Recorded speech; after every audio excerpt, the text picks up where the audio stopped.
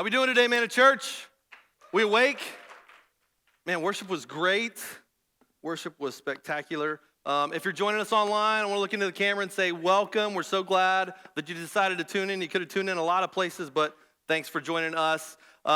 If you're here, like Josh said, and this is your first time, this is week 4 of the ROC. It's an annual thing that we're going to do, and it's our Reach Out celebration. I'm really excited, but this is where we talk about how we are going to reach into the world and change the world, how our church is actually going to do that. We spent the last 3 weeks doing that, and today is going to be our opportunity to activate our faith. You got offering boxes down here. We're going to do something at the end of the service, so if you've got one of those offering envelopes, just hold on to them for now. I'll tell you exactly what to do with them at the end of service. We're going to talk about a biblical narrative about when God gave his people an opportunity to give. In fact, there was a moment where they were a little bit too eager to give, but we'll get into that later. Before, just a quick story. So there's a priest, a rabbi, and a minister on a train. Here we go. I'm going to get in trouble. So they talk for a little bit, and the priest suggests that they all share their gravest confessions. Like, let's just be open. We're all people of faith. And so he says, I'll go first. He's look, sometimes after communion service, I drink more of the wine than I should, because they actually do that in Catholic churches. They drink real wine, not the kind of grape juice stuff we do. He says, and then I drink too much, and afterwards I flirt with the nuns. And the other guys are like, oh man, that's bad. And the Protestant minister goes, well, listen, mine's actually worse, okay, guys? Sometimes after we take up offering, I actually go and fly to Vegas and I gamble with all the tithes that people gave. And they're like, oh man, that's so bad. And so they look to the rabbi and they're like, let's go. Like, we shared ours, you got to share yours. And he's like, They're like, come on, man, you got to share yours. So he's trying to keep it in, and finally he says, oh, okay, I have a real problem with gossip, and I cannot wait to get off this train. So anyways, all right, so let's get into the scripture. So what we're going to talk about today, if you have your Bibles or if you have your phone and you got YouVersion or some kind of Bible app on your phone, we're going to spend the majority of our time in Exodus chapter 35. But before there, I want to set the stage for you. So the book of Exodus, from chapter 1 to the end of the book, it's really about God wanting to bring his people into his presence. It's about him trying to connect them with who he is. There's a ton of discussion about the tabernacle, and we're gonna talk about that. But so I want to kind of set the stage. Towards the end of Exodus, we're gonna focus specifically on like this 2 years of turmoil that they've had. So the time frame for this is 1447 to 1445 BC. So we're talking about 3,500 years ago that this happened. We can actually conclusively say that that's when this happened. And these people, they've suffered a lot. They've suffered greatly. If you think back to yourself, just to put yourself in a mindset, think back 2 years ago, like 2020. It was the middle of election season in America. It was kind of crazy. We're neck deep in a pandemic. We don't know if businesses are closing or businesses are open. We don't know if we're masked or unmasked. It's just a lot of angst, like national angst. The angst that they were feeling, though, and that they had been feeling for a much longer time was so much greater than that. Like so much anxiety, so much turmoil. The grandparent and parent generation had probably experienced it the worst. In Exodus 1, we read about how they had to watch as their babies were executed by Pharaoh, who was jealous that their numbers would grow too big. It was pretty tragic. Then Moses rises up. Moses kind of becomes a deliverer. He was the only person in that generation to survive, actually. The only man in that generation who lived. And so Moses becomes a leader. He experiences God in the burning bush. He goes back to Pharaoh. God appoints him as sort of like the priest of Israel. He tells him to let his people go. There's plagues. We know all about that story. If you haven't, there's tons of, Prince of Egypt's a pretty good kid movie, but it's pretty good. Shows kind of what happened in the plagues. Pharaoh's taskmasters are just beating these people. It's bad. Like, they're slaves in this foreign land that's really not theirs. They only got there because there was a famine, and they had to go live there to survive. And what ends up happening is they eventually leave. They're a poor but a free people. So on their way out, they actually go to all their neighbors and they ask for donations. God told them, this is what I'm going to do.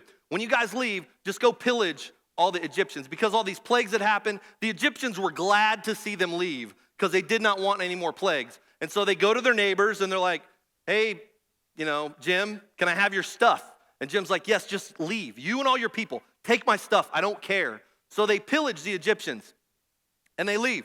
But in Exodus 14, we see how Pharaoh starts to regret his decision because he realizes all his slave labor is gone. He's like, no, I don't like this. I'm going to go attack them and kill them. God divinely saves them. He opens the Red Sea. They walk through on dry ground. God closes it on the Egyptians. They end up going to this mountain, Mount Sinai. Like that was the whole purpose of them leaving Egypt was come, let my people go out to a mountain so they can worship me. Like they can be in my presence. And so they eventually do that. They go to Mount Sinai, they worship, they hear God's booming voice. They see this cloud descend with fire and lightning. They're kind of scared. They tell Moses, like, you go up there. We're scared. We're going to stay down here. Like, God really wants to connect with them, but they're afraid to connect with him. You probably think, like, man, I wish God would do that for me. I wish he'd do, like, these amazing miracles. I wish he'd show me his power in those kind of amazing ways. I'd be a super committed Christian if I could just see those things. See, God knows that as a people, we're pretty fickle, though. He knows that we need constant reminders of him, of his presence. If you look back, you think about 9/11. How quickly did we forget 9/11?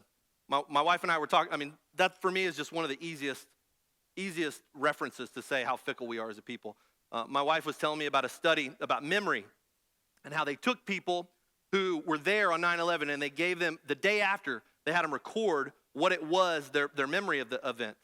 And then a year later, they came back and they asked them to recount it. And then a year later, they asked them to recount it. And what they found was, through time, they completely, like, got the story wrong. And when they asked them, they were confident in what they remembered, but what they remembered didn't jive with what they told them the first time when they first recounted it. So as people, we know that. We're fickle and we forget. But God recognizes his people's need to connect with him. And he's aware of their weaknesses. And God just can't walk among them, or else what he's going to do is he's going to end up consuming them because he's holy and we're not.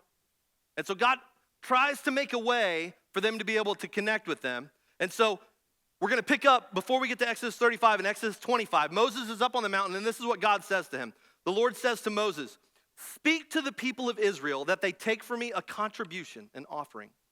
From every man whose heart moves him, you shall receive the contribution for me. And let them make me a sanctuary, I'm skipping down to verse 8 and 9, that I may dwell in their midst, exactly as I show you concerning the pattern of the tabernacle and all its furniture, you shall make it. So even in our weakness, God knows what we need. He knows that we need to connect with him. He knows we need reminders. If you haven't connected with God, if you're not a Jesus follower, I just want to tell you, that's what you need in your life. If you don't know that that's what you need, that is what you need in your life. It will dramatically change you. And so the people, Moses is on the mountain, he's away from them. The people actually have experienced all this great stuff. They realize that they need to direct this affection. They need to direct this gratitude towards something.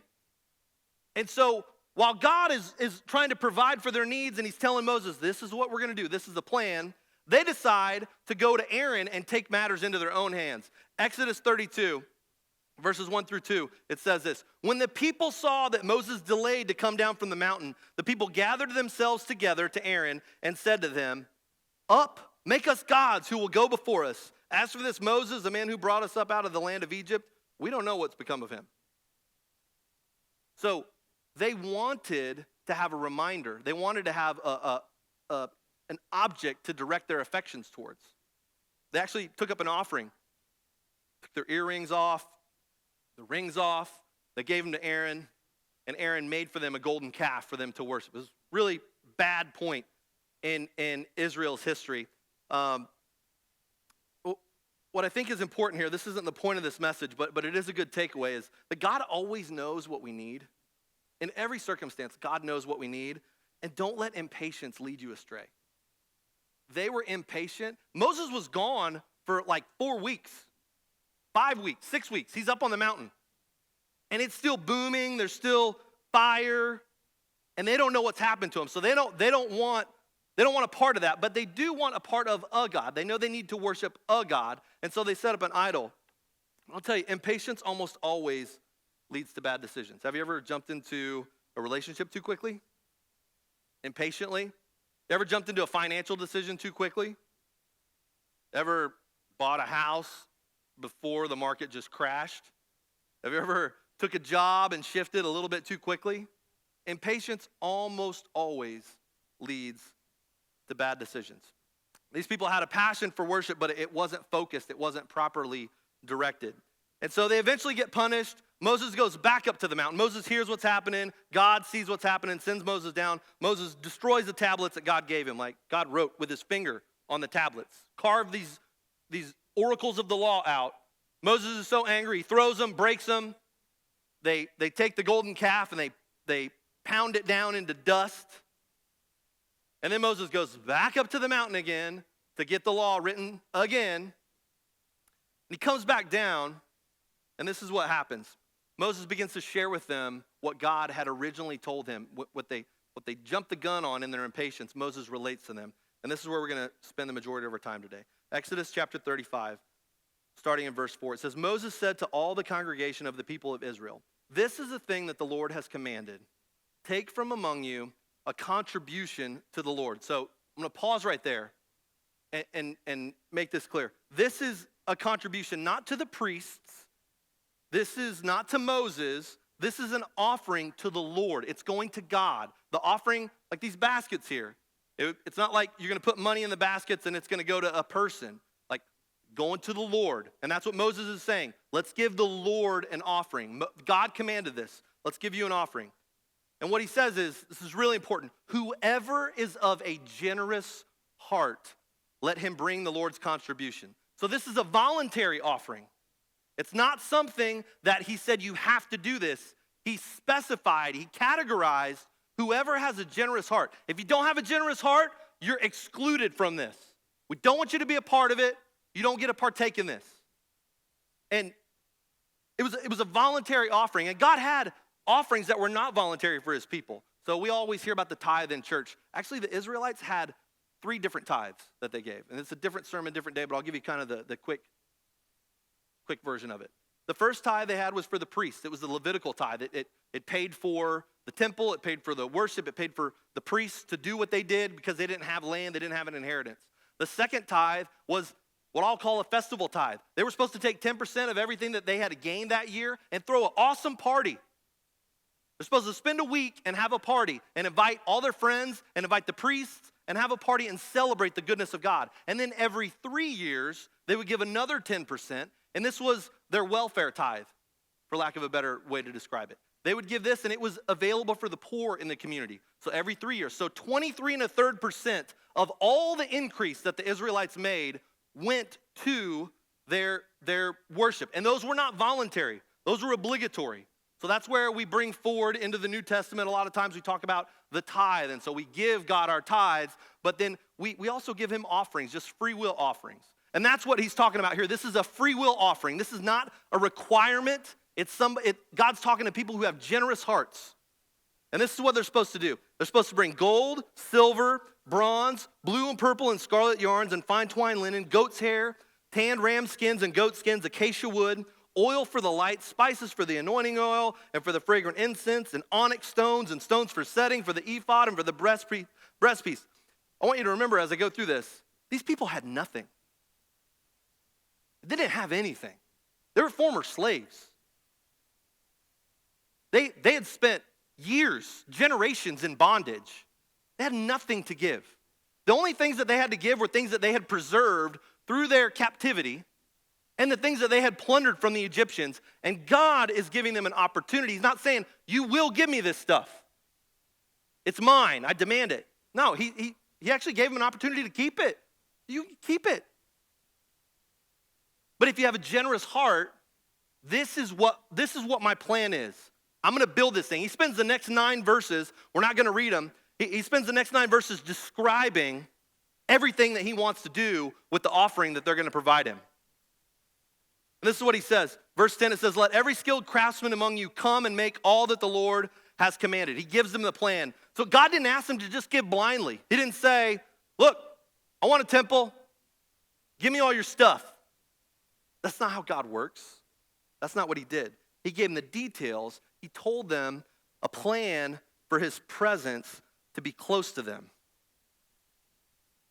And that's similar to what we've tried to do during the ROC for the first 3 weeks here. We've laid out for you ministries that we're going to be supporting so that way you understand when we give you an opportunity to give in this free will offering, you know the plan. You know where we're going to give this money. It's not going to people's salaries. It's not going to pay to keep the lights on here.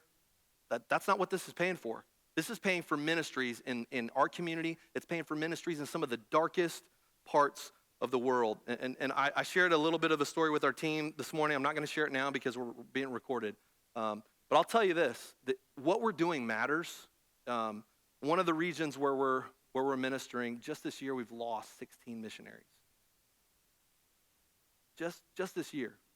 And one story I can share with you is we were ramping up our teams for a surge in one specific city. And again, a region I'm not going to tell you about.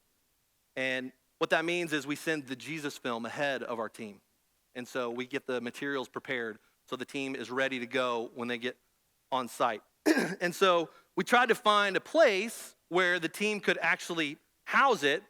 When they got there, it was ready. And so they found a shepherd, and the shepherd was a Jesus follower, and he had some concrete sheds. And so they said, can you store these? It was like, sure, I'll store them in one of my sheds. Well, the people in town who obviously don't know Jesus heard about it. And so they came and they stole all his sheep. 200 sheep they actually took from him. So he goes and he actually boldly goes and he asks for his sheep back. He's like, look, I'm a shepherd.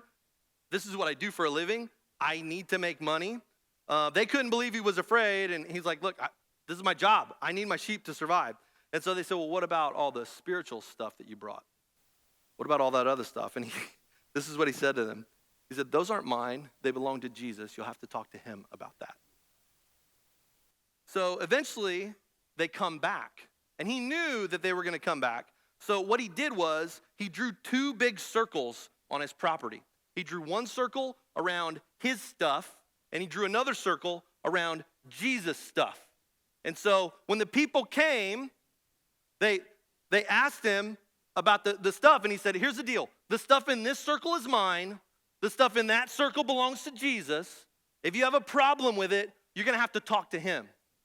So one of these individuals goes to step into the circle, and as he does, the foot that he steps in gets paralyzed. He drops his gun, and he looks at him. He says, what are you doing? So then his buddy comes over to take care of him and also steps into the circle. He becomes paralyzed as well, and they look at the guy like, what are you doing to us? What's happened? He said, you're going to have to talk to Jesus. That's not my stuff. I'm not the one doing it. Jesus is the one doing that to you. So these insurgents, for lack of a better word, are now paralyzed. What he proceeds to do is share the gospel with them. He tells them about Jesus, and all the bad guys end up getting saved.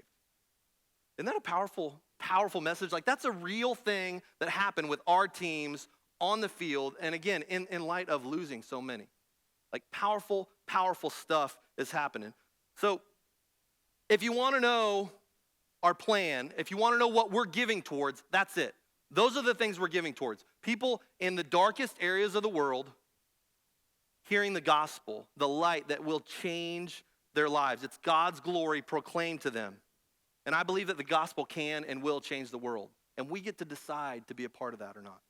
So I'm going to pick back up here in verse 20. This is what it says.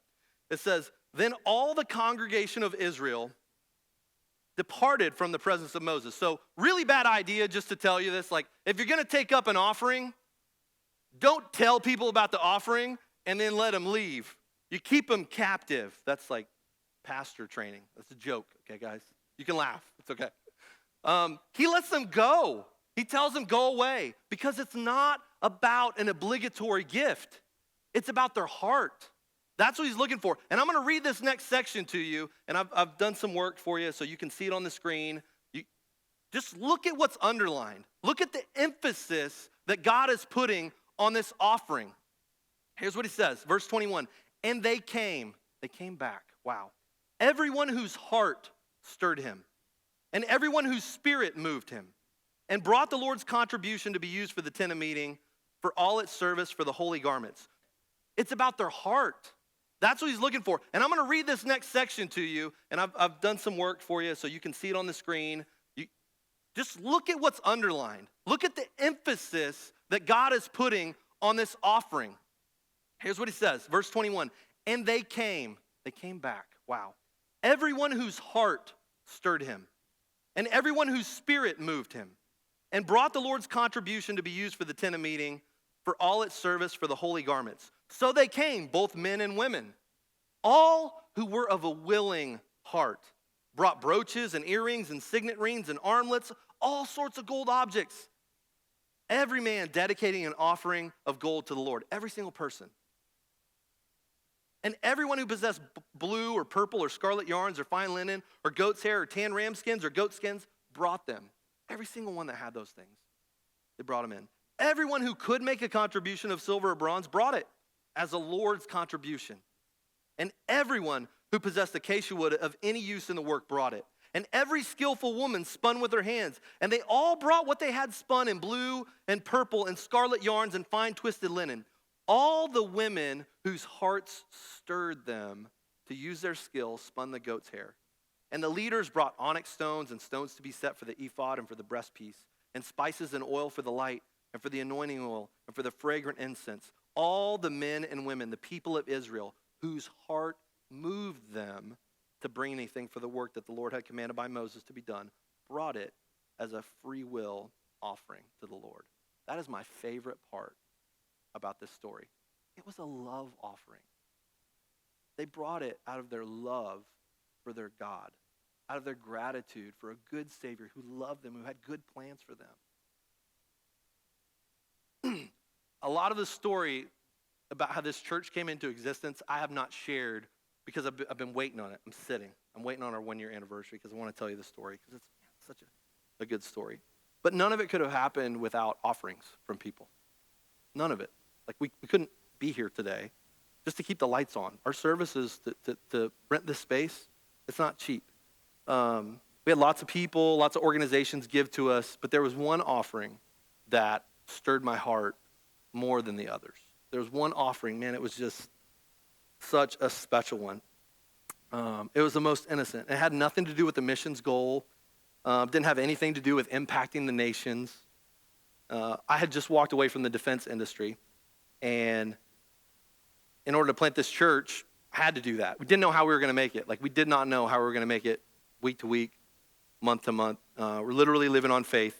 I couldn't work a regular 9-to-5 job because I had to spend 2 days a week out of town, 4 hours away. And so in the midst of that, we had some friends come and bring us dinner. And we didn't ask them to. They just showed up one night, and they're just like, hey, we just love you. We want to bring you dinner. And their 2 daughters, who were really young, they asked them, they said, why are we bringing them dinner? And so mom and dad told them about it.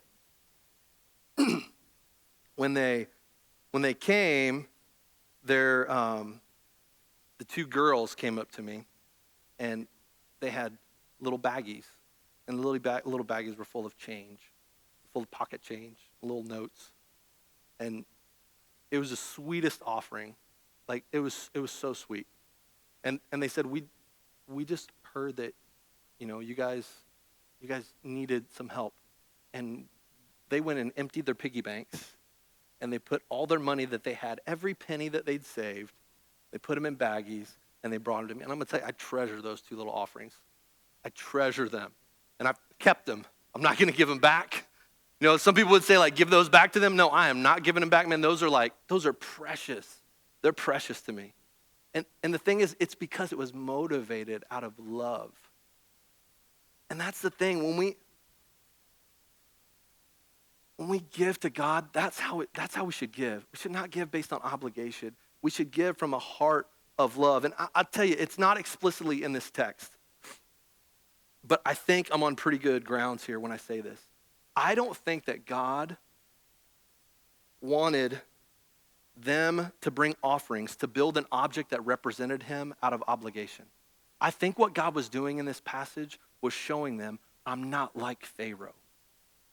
I'm not harsh taskmaster. I'm not going to make you bring me all of your labor, bring me all the things that you've worked for. I'm not going to force you to do that and build me some temple for me to dwell in. That's not what our relationship is supposed to be like. I'm going to give you an opportunity to be a part of this. I'm going to give you an opportunity to put something together that we can connect with each other, that you can see, you can have skin in the game, and we can connect. I'm not like Pharaoh. I'm different. And they had a lot of trauma, a lot of soul hurts that they'd probably brought in. And maybe you've got that from church in the past, or you haven't gone to church, but maybe you've just heard like, man, that preacher just wants your money. You shouldn't go there. Here's the deal. God is not sitting up in heaven thinking, man, if I could just get into Bob's bank account, then we could really do things. Then I could really make an impact in the world. That's not what God thinks. And here's the deal. God did not need an offering from them for his presence to dwell among them. He didn't need that. He had just dropped his presence on a mountain. An entire mountain was covered in his presence. He didn't need their earrings or their signet rings or their wood or their fine twined linen and yarn. He didn't need all that. And truth be told, that offering that our friends brought, the amount didn't really amount to much. But man, I'm going to tell you, watching them give me that just like broke my heart in the best way. And I got to believe that as God is watching his people who have suffered so much, and they're just grasping for his presence just a little bit. They just want more of his presence. Even the guys who built the calf, like they were trying to connect with God. I almost feel sorry for them. So he gave him an opportunity to be a part of what he's doing. And that's what the ROC is all about. That's what this is all about. It's about us connecting people with God's presence. That's what this is about. It's not about building. It's about people. It's about getting them into the presence of the only one who can change their life. The only one who can fix all their problems. The only one who can restore them. The only one who could paralyze somebody and stop them and make them drop their weapons so they can hear the gospel message. He's the only one who can do that. That's what the offering was about. That's what this offering is about. God's not after your money. But I'll tell you what, where you spend your money definitely expresses where your heart is. Twice in the Gospels, in Matthew and in Luke, Jesus says this. He says, where your treasure is, there your heart will be also. If we were to sit down and look at your bank transactions, I guarantee we could tell you what you're passionate about in life. All of us, every single one of us, there's not a single one of us that you couldn't do this with. Because where your treasure is, what you put your treasure into is what your heart is attached to. And I'm just going to tell you, I don't want money to have any hold on me. I don't care about money. I say that all the time. I don't care about money. Money is not what moves me. When we were going through that difficult situation, I'll share just a teeny tiny snippet. One of the things that scared me, I was like, God, what am I going to do? And the Lord spoke to me just so clearly. I was like, this is just unstable. And God said, so where's your stability come from? Does it come from a job or does it come from me? I was like, oh. I mean, I guess I always say I trust you with my money. I always say I trust you to take care of me. But really, am I counting on that paycheck to take care of me? Like, do I really trust you, or do I just say I trust you and really trust the money? And that was a huge test for me. Like, to put my money where my mouth was, quite literally. But the thing is, man, God is so good. There's never been a time that my wife and our 6 kids have been without anything that we've needed. Not a single time. God is so good. God is so good. And it has never been a bad idea for me to treasure him and to give him just generously from my heart. In fact, when we do offerings, this was a shift for me, to be quite honest, because I didn't always think this way. I grew up thinking like, if I got $1, 10 cents, I got to put it in the basket. And that's a good thing. Okay, it's a good thing to give your tithes to the Lord. That's good. And tithe just means 10%. That's all it means. So you keep 90, you give God 10. That's all that means. But I used to do it out of obligation, and then, I don't know if it was a sermon, I don't know what it was, I don't know if I read the verse and realized God loves a cheerful giver, and it changed something in me. And it got to the point we were doing our giving online. I think it was a direct deposit that we were doing. We didn't even see the money come out, and I'm not saying that's a bad thing if that's what you guys do. That's totally fine. For me, though, I needed the exercise of actually writing the check, and I would wait for the offering basket. That was before COVID, so baskets would still be passed. I would wait on the offering basket, and I genuinely would enjoy writing the check and putting it in the offering. I'd be like, God, I am worshiping you. We just got done singing songs, and I was praising you. Right now, this is for you. This is showing you I love you. I just want you to know that. And I can't put a dollar amount on how much I love you, but I'm giving you these dollars because I love you more than them. So here you go. And I just enjoy doing that. And see, what's cool about this too is that there was a partnership between the people and between the craftsmen and between the priests. Kind of like what we've talked about. There's a partnership between what we're doing, what our ministry partners are doing, and what the people on the ground are doing. Exodus 35, this is what it says. 35, 30 through 36. Moses said to the people of Israel, see, the Lord has called by name Bezaleel, son of Uri, son of Hur, of the tribe of Judah, and he has filled him with the Spirit of God, with skill, with intelligence, with knowledge, and with all craftsmanship, to devise artistic designs, to work in gold and silver and bronze, in cutting stones for setting, and in carving wood for work in every skilled craft. I love this because God had a plan. Before the Israelites ever made this bonehead move and built this calf, God knew that they needed to connect with him. So he tells Moses, this is what we're going to do. But before that, years before that, Bezaleel had to be born. It wasn't like God just downloaded into him at that moment all these great skills. God had planned this for years. He knew what was going to happen. And he said, man, I made this guy, Bezaleel, and he's really sharp. He's going to know how to make all these things.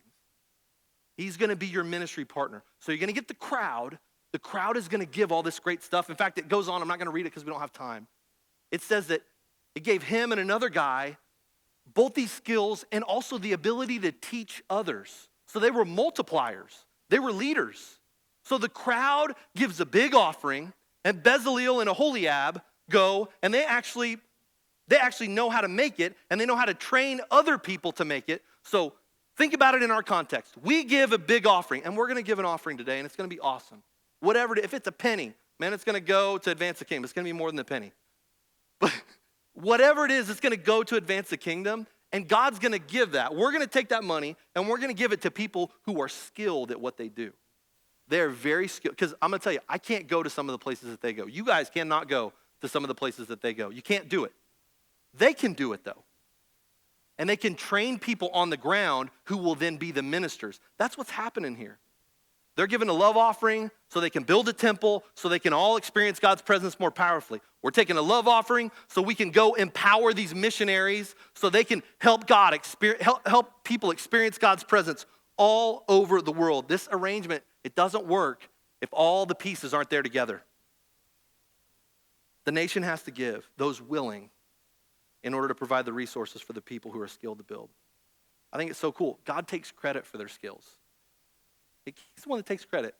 Like, you think you're smart because you were just born that way? I knew you when I was making you. I put that in you. I made you that way for a specific reason, for a specific purpose, because I have these plans for you.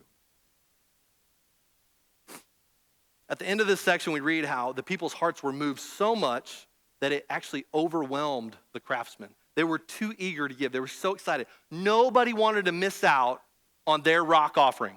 Nobody wanted to miss out on it. This is what it says, Exodus 36. I'll start in verse 3. It says, they received from Moses all the contribution that the people of Israel had brought for doing the work on the sanctuary. They still kept bringing him free will offerings every morning, so that all the craftsmen who were doing every sort of task on the sanctuary came. So not just Bezaleel and Aholiab, all the different people who they've trained are doing the work, they come to Moses. And this is what they say. The people bring much more than enough for doing the work that the Lord's commanded us to do. So Moses actually had to give a command, and the word was proclaimed throughout the camp, let no man or woman do anything more for the contribution. So the people were restrained from bringing, for the material they had was sufficient to do all the work. I think that's so cool. These people just gave so generously. And here's what we know. We know the gospel is free, but spreading it isn't. The worship team, you guys can come on back up. The ROC is a really unique time of year for us because we don't decide who God shares the gospel with, but he does let us determine the speed. Like, these people gave so much that they had everything they needed right at the beginning. We talked last week about how Jesus had benefactors that went around with him and provided for him as he did ministry in the region. And this time of year, it allows us to remind ourselves that the world is so much bigger than Stafford. God was putting a reminder in their presence because they're so fickle, so easy to forget. So easy to just forget about God's presence. It's so easy for us to forget about our friends, our 16 missionary friends who have died this year. And I know you guys don't know them. I don't personally know them, but I know our ministry partners who work with them. It's easy to forget about that because we safely go, we're going to go out here, we're going to eat great food. Better food than most people in the world get to eat. And we're just going to enjoy it for free on a Sunday afternoon. It's easy for us in those moments to forget about the other people in the world who are suffering.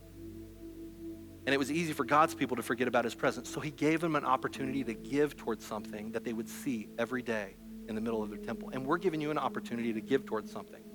And I know some of you are thinking, like, man, if you gave me this envelope and if you're expecting me to give a great big offering today, I just don't have it. Here's what I'm doing. We've made it pretty simple. It says, I'm giving on the bottom there a one-time gift. You can check that box and just write in what you're giving or check what you're giving. Or do what I do. I'm giving a monthly pledge because I can give more that way. I know I can afford to give a monthly pledge, and I want to make a big impact. And so just check you're making a monthly pledge. You don't have to put any money in this. You can. You don't have to put a check in this. You can. But what we're going to ask people to do today is just spend some time. Hopefully you've done this already throughout this series as we've asked you to pray. Spend some time, and we're going to give you an opportunity to just check off of here what it is you're going to give, and we're going to put it in the offering baskets so that way we can go to our ministry partners and we can let them know what we're going to bring to them. We can let them know what to expect because they need to be able to plan. And frankly, it's a good reminder. I've given to the ROC past 2 years, and it's been good. Every single time I write my tithe check, and then I give my ROC check. And every single time I do it, I'm excited about it because I know those dollars are going to help people experience God's presence. But I remember, I don't forget, and that's why I'm glad it's a monthly thing.